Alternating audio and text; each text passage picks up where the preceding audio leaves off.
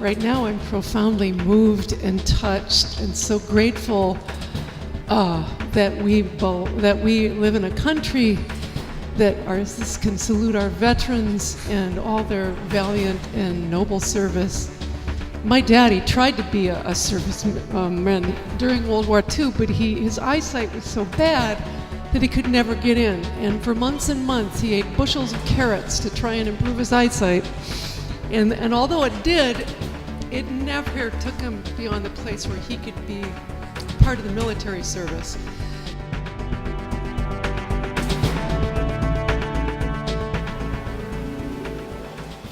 My grandfather served in World War II, and when my uncle passed away in the 90s, I was a young combat veteran, went out to Iowa for the service, and afterwards, with all the family around,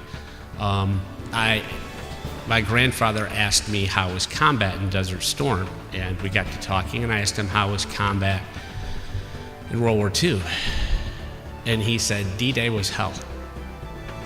And my grandmother dropped her plate. Nobody in my family knew that my grandfather served on D-Day, because he promised he would never tell anybody unless they asked.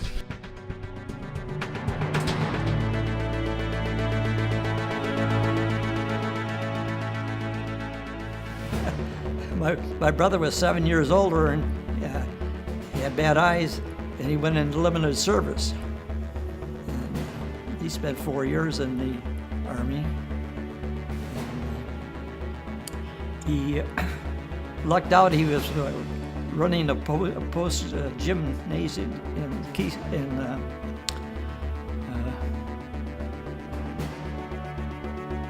so he spent the whole war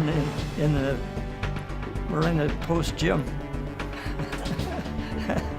And he could take his glasses away; he couldn't see.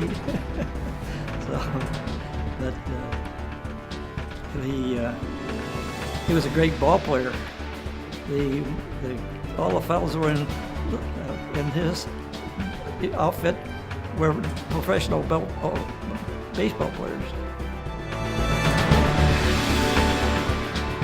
I grew up hearing the stories of my father. My father was a World War II veteran. He served in Europe, was part of Eisenhower's command. He came across the beaches of Normandy, not during the D-Day invasion, but a couple months afterwards, but talked about the vivid stories of going across France in a very war-torn country. He did have a very positive experience, though. He met a beautiful French woman while he was there, fell in love and married, and that's my mother. So my mom is a war bride.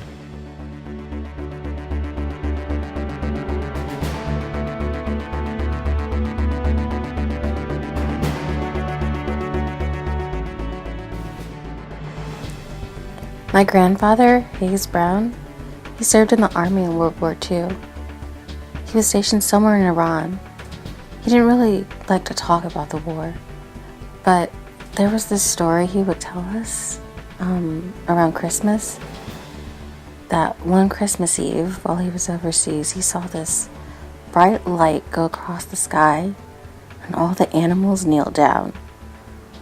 And I don't think we really believed him, but sometimes now I do think, I wonder, maybe